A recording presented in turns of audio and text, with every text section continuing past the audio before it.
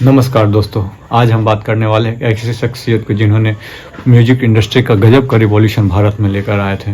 जिन्होंने डिवोशनल गाने, जो भक्ति संगीत होता है, उसके प्रचलन जिन्होंने शुरू किया और बहुत ही उम्दा लेवल पर लेकर गए, वो कोई और नहीं, हम गुलशन कुमार जी के बारे में बात करने वाले हैं। टी सीरीज को जीरो लेवल से लेकर टॉप लेवल तक ले जाने वाले एक अलग ही अनुराधा पौडवाल जी, कुमार सानू जी, उदित नारायण जी शायद नहीं, कुमार सानू जी, सोनू निगम जी, नदीम सरवन जी और भी अनलिमिटेड म्यूजिक डायरेक्टर या कंपोजर और म्यूजिशियन को इन्होंने अपने छत्र छाया में बड़ा किया और नाम दिलाए, शोहरत दिलाए। भला हाँ, उनके पास टैलेंट थे, इसका कोई डाउट नहीं था, पर एक प्लेटफॉर्म सेट किया। आज उन्हीं के बारे में हम एक कहानी, उनकी ज़िंदगी कैसे कटी, कैसे वो अंडरवर्ल्ड के शिकार हुए, उनके बारे में आज हम बात करने वाले हैं। जी हाँ, सबसे पहले हम बात करते हैं उनका जन्म।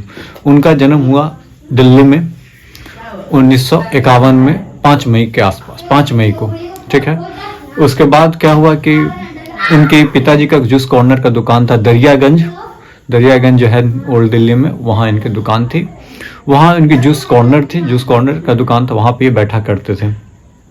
इनका भाई भी थे, एक भाई थे उनका कृष्ण कुमार, जैसे भूषण कुमार से क्या नाम है, गुलशन कुमार, उसी तरह भूषण कुमार इनके भाई भी थे।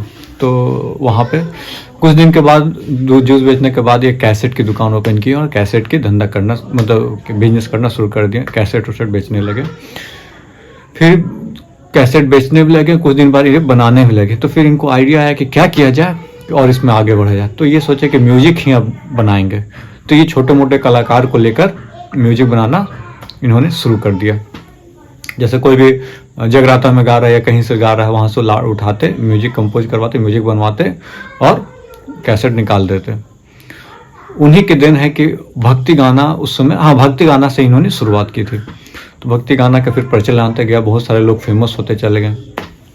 और उसके बाद ये 1983 में टी सीरीज का नाम, क्या नाम था, super cassette industry private limited के नाम से इन्होंने न्यू दिल्ली में बड़े बड़े इंडस्ट्री जो है नोएडा में, वहाँ पे इन्होंने बिल्डिंग बनाई और वहाँ से शुरुआत होती है इनकी जर्नी की। उसके बाद क्या होता है कि डिवोशनल सीरीज में बनाते रहते हैं। तो इन्होंने बहुत सारे ऐसे सिंगर दिए, जैसे कि मैं नाम बता देता हूँ, 2-4 नाम, कुमार सानू जी, अनुराधा पौडवाल जी। अनुराधा पौडवाल से इनके रिश्ते के भी चर्चा हुई है बहुत बार। तो आप लोग यदि जानते हैं तो ठीक है, नहीं जानते हैं तो मैं आपको डिटेल कर दूंगा, डिटेल बताऊंगा अगले नेक्स्ट वीडियो में।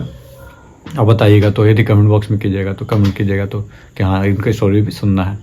सोनू निगम जी, नदीम सरवन जी, और इनके एक चेला ही जो थे नदीम सरवन जी के वजह से ही इनकी आई थिंक हत्या हुई थी उस समय के रिकॉर्ड में जो चीज़ अवेलेबल है। ये ग्रोथ करते करते, हाँ, टीवी सीरीज में क्या खासियत थी इनके, जो स्टार्टिंग के सुपर कैसेट इंडस्ट्री में खासियत क्या थी कि उसमें जो कैसेट आते थे 25-30 रुपए के और ये बेचते थे 10 रुपए के। आपको याद भी होगा उसमें कैसेट जो चल रहा था, रोलिंग जो अंदर में रहती थी, रोलिंग करके घुमाते थे, part A side part B side वाली कैसेट की बात कर रहे हैं। तो ये सस्ते दामों में आती थी इनकी, तो इसलिए विक्रेता ज़्यादा होता था और अच्छे अच्छे म्यूजिक कंपोजर इनसे निकलने लगे, म्यूजिक देने वाले निकलने लगे। ठीक उसी दौरान ग्रो करते गई कंपनी, ग्रो करते गई और उसमें बॉलीवुड में प्रचलन था आपको डॉन लोगों की, बहुत ज़्यादा अंडरवर्ल्ड डॉन की बहुत ज़्यादा प्रचलन थी। और उन लोग डिसाइड करते थे कि भाई कौन सा फिल्म में कौन एक्टर होगा, कौन एक्ट्रेस होगी, कौन सा आइटम सॉन्ग में कौन सा एक्ट्रेस होगी, जो भी होगा सब उन लोग बहुत जगह उन लोग डिसाइड करते थे अंडरवर्ल्ड की तरफ से। जैसे जैसे इनका ग्रोथ करते गए तो इनका एक चीज़ बहुत यूनिक था कि जब भी इस्टेब्लिश हो जाता था इंडस्ट्री में, उसके बाद ये न्यू लड़कों को खोजना शुरू कर देते थे। जैसे कि सपोज कीजिए कि सोनू निगम जी इस्टेब्लिश हो गए, बहुत नाम कमा लिए, तो अब नए लड़कों को मौका देने लगते थे और फिर पुराने लड़कों को छोड़ देते थे। खैर, वो आभार नए पुराने बंदे कभी नहीं भूलते हैं। आज नहीं कि कुमार सानू जी बोल देंगे कि नहीं भाई, हम गुलशन कुमार की वजह से यहाँ नहीं है, ऐसा नहीं है। बहुत रिस्पेक्ट करते, बहुत इज्जत करते हैं। हुआ यूँ कि आस्की जो मूवी आई, आस्की में राहुल राय जो थे, उस समय म्यूजिक डायरेक्टर थे नदीम सफ़ी और सरवन जी। नदीम सरवन की जोड़ी चल रही थी म्यूजिक डायरेक्टर में, बहुत तूफान पे। अब आस्की आने के बाद 20 मिलियन कैसेट तक बिक गए और ये गाना इस इस मूवी के गाना म्यूजिक डायरेक्टर लोग को अपरंपार सफलता मिली और टी सीरीज भी बहुत ही ऊपर तक चली गई। जब ये गाना इसके एल्बम जो है बहुत सुपरहिट हो गए तो कहानी आगे बढ़ती नदीम सरवन जी की। बहुत सारी मूवी में गाना देना शुरू कर दिया। तब तक टी सीरीज की टोटल 65% तक ऑक्यूपेंसी हो गई थी म्यूजिक इंडस्ट्री में।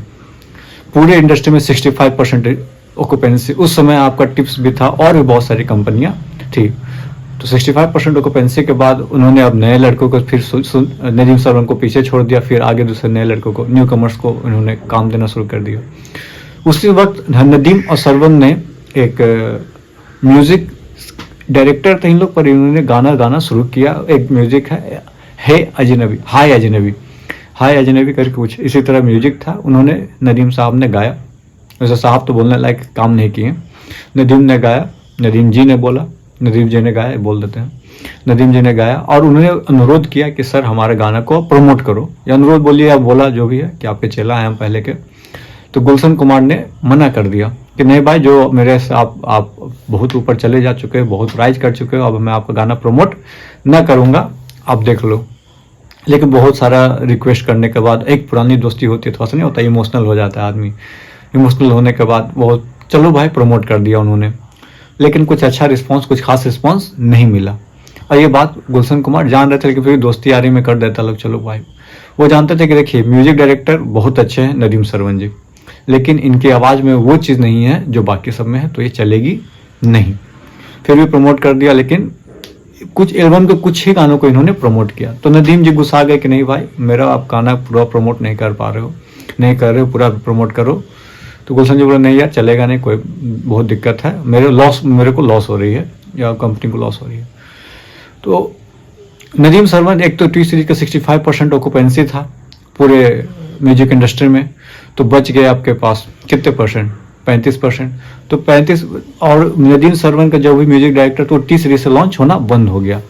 तो नदीम को लगा कि गुलशन कुमार जी हमको डिस्ट्रॉय करना चाहते हैं, वो हमको बढ़ने नहीं देना चाहते हैं, वो हमको बॉलीवुड से या भगाना चाहते हैं।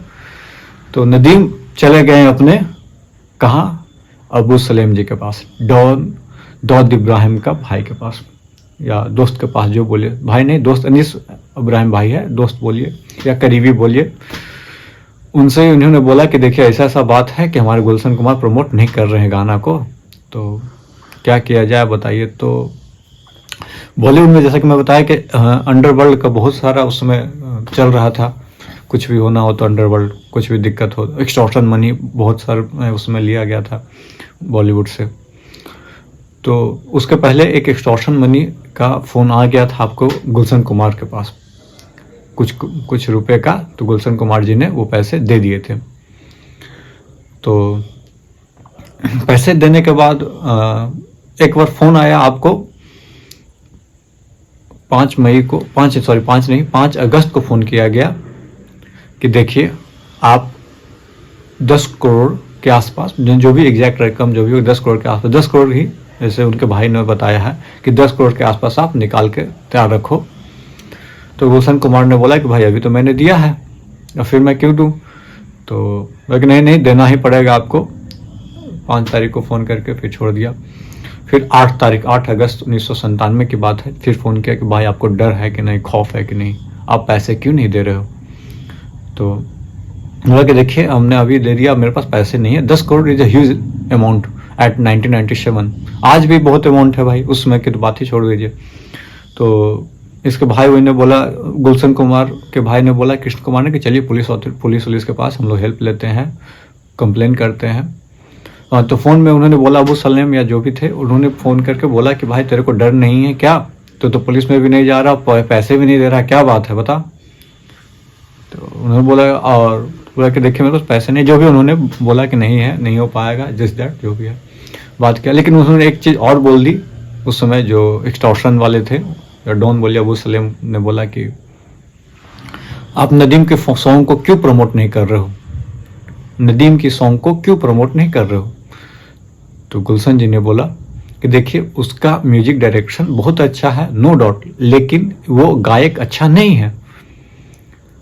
तो बोला फिर भी तुम प्रमोट करो या आप प्रमोट करो, जो भी बोला होगा। तो बोला कि नहीं हम नहीं कर पाएंगे, वी एम सॉरी, हमसे ना हो पाएगा।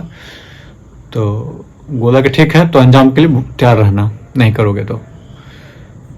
ठीक 12 अगस्त 1997 को वो जुहू गए थे मंदिर में पूजा करने। और ये था कि जब भी वो मुंबई में रहते थे, दिल्ली से मुंबई जब भी मुंबई में रहते थे, तो उनकी थी कि भाई सुबह शाम एक मंदिर में जाते थे। वो मंदिर था जुहू में, वहाँ वो जाते थे और पूजा अर्चना करते थे। हाँ, टाइम फिक्स नहीं रहता था, हाँ जाना लेकिन जरूर, जैसे हम जहाँ भी हैं वहाँ, जैसे मुंबई गए, मुंबई में जुहू के मंदिर में जाना है तो टाइम फिक्स नहीं रहता, पर जाते जरूर थे।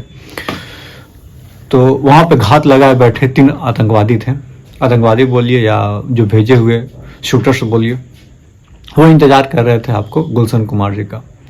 देखिए, जिसने ज़िंदगी की शुरुआत अपने देवी भक्ति गाने से शुरू की, उनकी मौत भी उसी जगह होती है।